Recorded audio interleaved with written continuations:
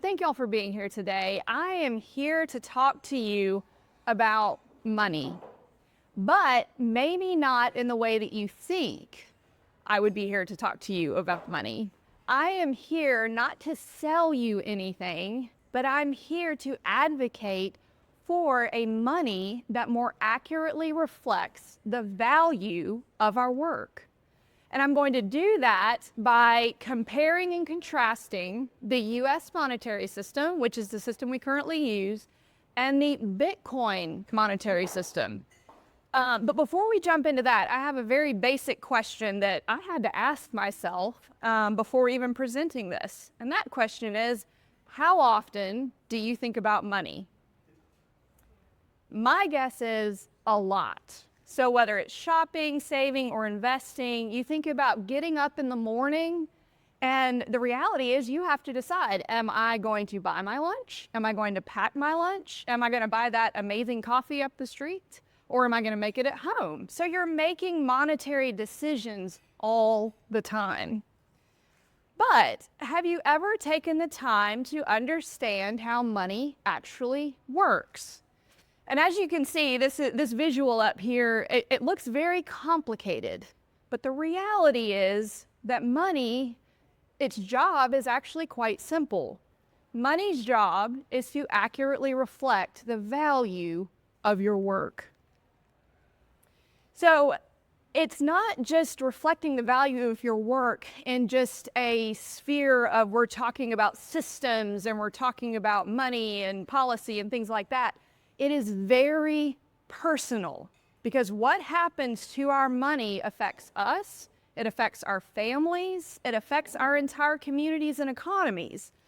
So I will just share two personal experiences where my family has been impacted by mismanagement in the monetary system. So in the 1930s, the value of my great-grandfather's work was destroyed because of bank mismanagement. And as you know, 1930s, that was the Great Depression.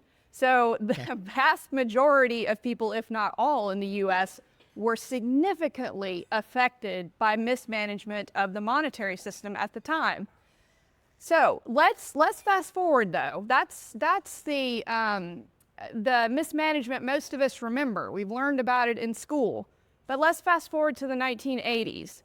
So in 1986, the value of my father's work was destroyed because of government mismanagement. So I don't know how many of y'all are connected anyway to agriculture or farming or own land or anything like that? Was nice. So you know what goes into farming.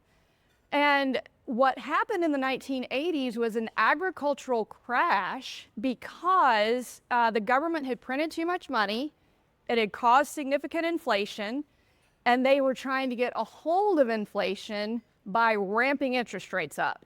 So when my father was farming, he was looking at 18 plus interest rates. And we're not talking about, oh, my dad's gonna go out and buy a Ferrari. We're talking about interest rates on seed, interest rates on equipment, interest rates on fertilizer, all of those things that you have to take out a loan for to put food on our tables, right? So my dad lost everything in that crash. That it would have been the equivalent of about $3 million today, simply because of mismanagement of the money. So at the end of the day, it was all about the money. But it's helpful to step back and say, okay, well, if we have to trust all these big players with our money and what's happening with the system itself, let's ask, why do we even need money? Maybe we can just opt out of the system. Well, let's see. Money actually makes it easier to trade what you have for what you want. So for example, I have eggs, Joel has a cow.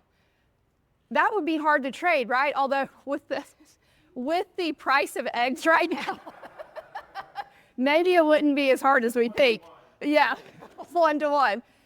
So that's hard to trade. It's hard to trade a cow for a house, or definitely a house for eggs. So money solves that problem. It makes it easier to trade. So that's what money does. It values our work by empowering us to purchase what we need and want so that we don't have to trade things anymore. We don't have to have a bartering system. But money doesn't operate alone. Money operates within a system. Just like what I mentioned before, we have the US monetary system and the Bitcoin monetary system. Those are operating within a system. But what does the monetary system do? Well, it creates, distributes, and regulates the money. And this is really important right here because in the US monetary system, the US dollar is what's being created, distributed, and regulated. With Bitcoin, in the Bitcoin monetary system, Bitcoin is being created, distributed, and regulated. So whenever you hear Joel or me or anyone talk about Bitcoin, we could be referring to Bitcoin, the monetary system, or Bitcoin, the money, because it functions as both and it has the same name. I don't know why they did that, but that's what they did. All right, so the US dollar is the money in the US monetary system. So let's talk about the big players within the US monetary system. There's the banks, the central bank, and the government. These are all major players that are managing our money. And of course, we have taxes, so that goes without saying. So a monetary system has to manage two things: who owns what money and the total amount of money. So we can think of this as a spreadsheet. I don't know about you, but sometimes my eyes cross looking at spreadsheets, but I promise this is going to be a simplified spreadsheet. So let's look at the US dollar system spreadsheet first. This number is the only number most people think about, my money. How many dollars do I have? But dollars in the system is also just as important. Now, why is that true? Because it determines what my dollars can buy. It determines my purchasing power. So if you take my dollars, divide them by all the dollars in the system, it determines what stuff I can buy. So if I have $100, there's $1,000 in the system, I'm able to buy 10% of the stuff in the system. So what happens when dollars in the system goes up? If that increases, my purchasing power falls. So it's fallen by half. I'm down to 5% of what dollars can buy now.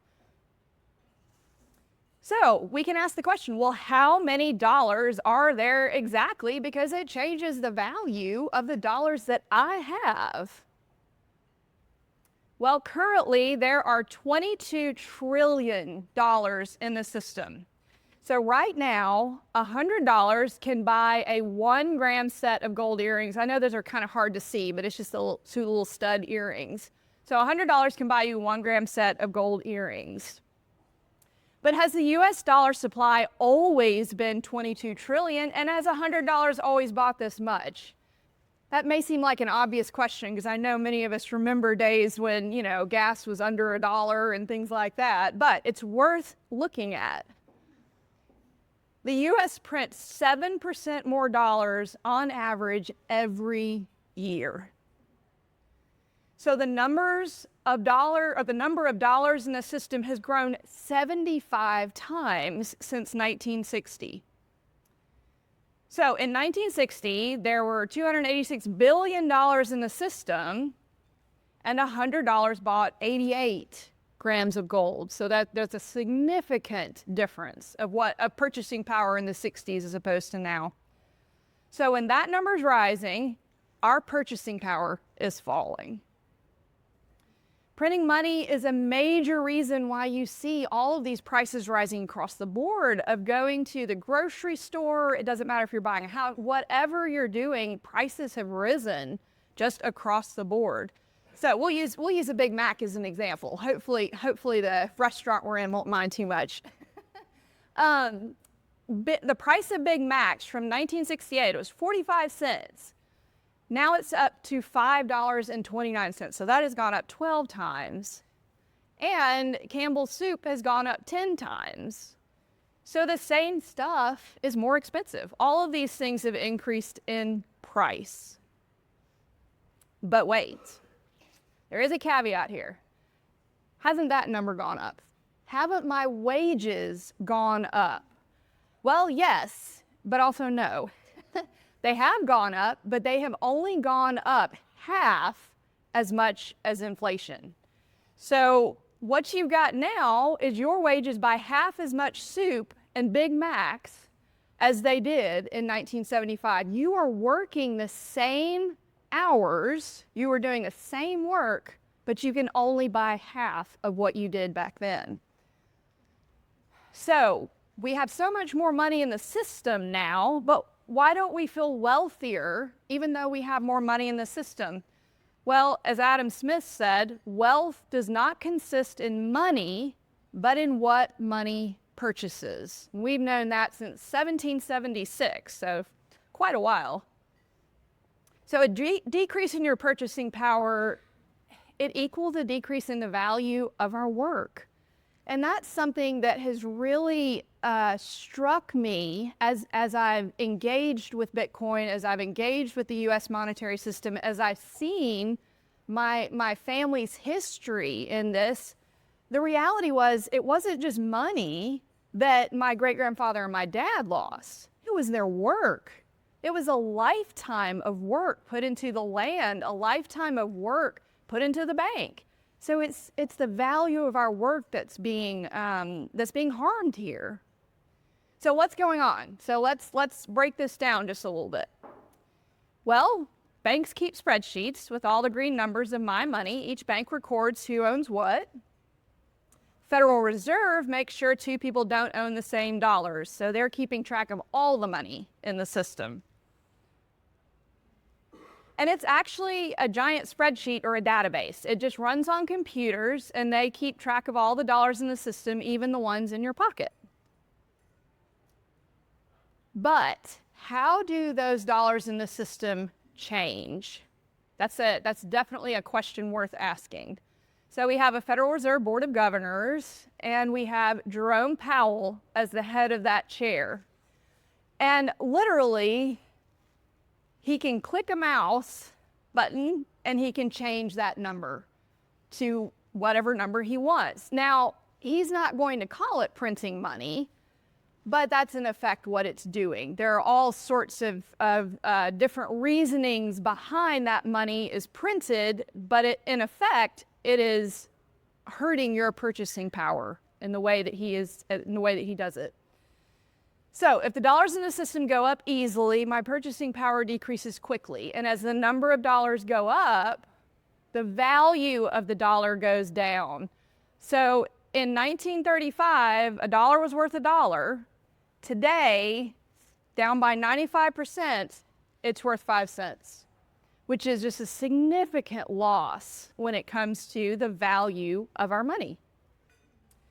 So could we tie this number, the number of dollars to gold? Yes, we have tried that before in the US monetary system. We tried making a paper promise for gold where literally a $10 bill would say there is deposited in the treasury $10 worth of gold coins. So you could literally take your money and get gold for it. But in 1971, the US government broke that promise and took us off the gold standard. So now $10 is $10. It's the paper it's printed on.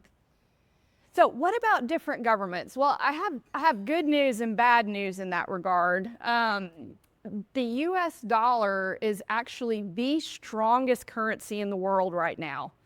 So obviously, I'm sure everyone knows this, that every country prints its own money out. So, if I'm gonna go to Britain, I'm gonna have to exchange my US dollars for British pounds. So everyone is printing their own money out, but the money that they print is not even as strong as the US dollar. So when you look at how much value we've lost, it's significant in even more significant in other parts of the world. So the dollar is still king right now, but that's having an impact on us and the entire world. So are there any other options? Well, this is presumably why you're here, because I have the great news of saying there is another option, and that option is Bitcoin. But what exactly is Bitcoin? Well, we mentioned this a little bit earlier, that Bitcoin is a monetary system and it runs on software and it creates its own money, again, called Bitcoin. So it works like a spreadsheet that runs on computers, and it keeps track of my Bitcoin. If only I had 10 Bitcoin right now. I think it's at 103,000 per Bitcoin. That would be really nice, but it keeps track of my Bitcoin and your Bitcoin, and it limits the total Bitcoin in the system to 21 million. Anybody remember what the total amount of US dollars in the system was? 22 trillion. So this has a hard cap of 21 million, and it cannot be increased. All right, so Bitcoin software has hard-coded rules about who owns what and to enforce that 21 million limit. Now, this is a very important point, because when we were looking at the US monetary system, do you remember the big players in that system? Right, the banks, the Federal Reserve, and the government? Bitcoin automates that. So Bitcoin as a monetary system is not being manipulated by individuals or organizations or governments. It's hard-coded to automate these rules that it essentially lives by. So it's an important distinction between how these two monetary systems function. So the two main rules are who owns what and to enforce that 21 million limit. So first rule. All right, ownership of Bitcoin is protected by encryption keys. Now, if you have further questions about encryption keys, then at the end of this, I will hand them over to Joel, because how this works is too genius for me. I have looked into it, and it's incredible the way that the encryption keys work. But the main thing you need to remember is that it would take all the computers in the world 1 billion trillion years to crack one Bitcoin key. Now, if you use a third party, you know, that is a different story as far as how that works. So things like third parties can be hacked, but in self-custody with your own encryption keys, it's basically unhackable, as Joel would say. All right, so the computers running Bitcoin software, they connect to each other, and they make exact copies. So there's not just one overall spreadsheet keeping track of that. All the computers on all the networks are keeping track of it, until there's over 100,000 Bitcoin computers running the network, and they have all the same numbers.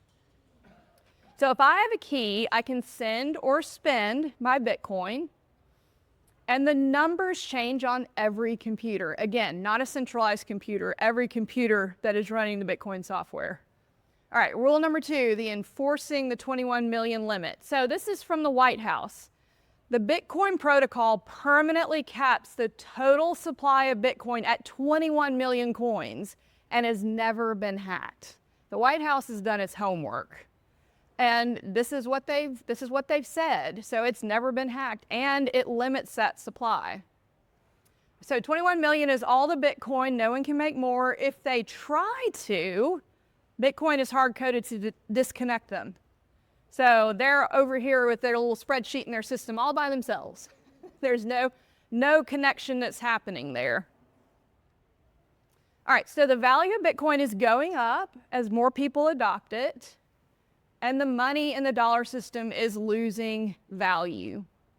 So money in the Bitcoin system is gaining value, but, and this is a very important question to interact with, Bitcoin's price is volatile. I'll just tell y'all a little story. When Joel gave me, you know, he periodically gives Bitcoin away, and I think he gave me $30. And when I opened my account, it was like, you have $30, and then suddenly it was $29.99, and then suddenly it was 30.05 or something like that. So, you know, I say that to say, don't let that make you nervous. You're just able to see in real time what the market's doing, which is pretty incredible.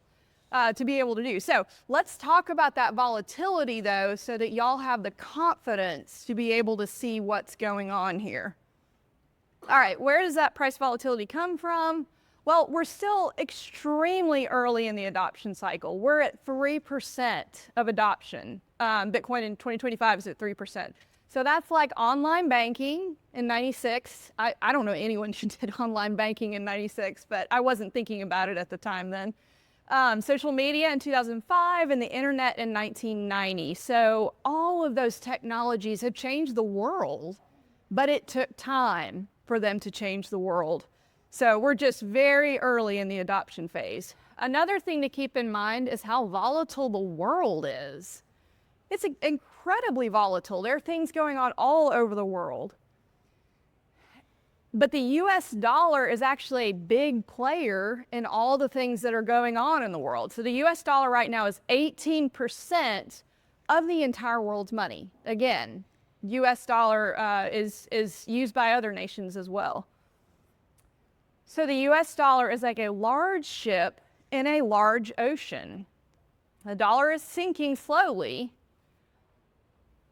And Bitcoin, in comparison, is only 1.3% of the world's money. So again, back to that volatility issue, Bitcoin's a little bit like a small little boat in the ocean. It is getting there and it is growing, but right now you're gonna feel it. You're gonna feel the ups and the downs. Yes, smaller systems go up and down more easily. Larger systems are more stable. But Bitcoin will get there. It's just gonna take time. So when in doubt, zoom out. And this is very important to keep in mind. Again, as you see that volatility kind of going up and down. All right, this is Bitcoin's price history every day. You can see all the jagged edges there, the drops and the higher points as well. But look at it every year. That's starting to smooth out. Every 2 years, we're pulling back even more. It's smoothing out even more. 3 years, and as you notice, it's all uphill. It's going up in value. And 4 years, you've just got a nice smooth line there. All right, this is, as Joel mentioned at the last meeting, this is one of his favorite quotes, and it has really grown on me because we tend to overestimate the effect of a technology in the short run and underestimate the effect in the long run. So one of the things, especially for you guys who've never really interacted with Bitcoin before, Bitcoin is not a get-rich-quick scheme. As you can see from this PowerPoint, it is a new technology that is changing the world. But again, that takes time. And so, you know, in the long run, being able to automate a monetary system, it's never been done before, not in the digital age, of being able to do that. So again, this is not about some kind of get-rich-quick scheme. You know, you're not gonna have $1 million in your bank account tomorrow if you invest in Bitcoin today, but the technology and the genius behind it is what we're investing in, essentially. It's the solutions that solve so many of the problems in the monetary system that we're using. So all that to say, we have something now that my great-grandfather and my father never had, and that is a choice. They were forced to use the monetary system that they were born into. You know, and in some ways that worked out well. In some ways it was absolutely devastating. So it's beautiful to me that now we have an option that we've never had in the history of the world. And that option is Bitcoin, a better system and better money. Thank y'all so much for coming. If you want to learn more, we have joelbomgar.com live, and it's got all of, I mean, as you know, Joel has an incredible amount of resources that he's created himself. All of those resources are going to be available at Joel Bomgar. Also, if you are interested in just the community of Bitcoin, of being able to ask real-time questions, feel free to join our Bitcoin group. We have a little Facebook group, and that way, we can answer any questions you have in real time.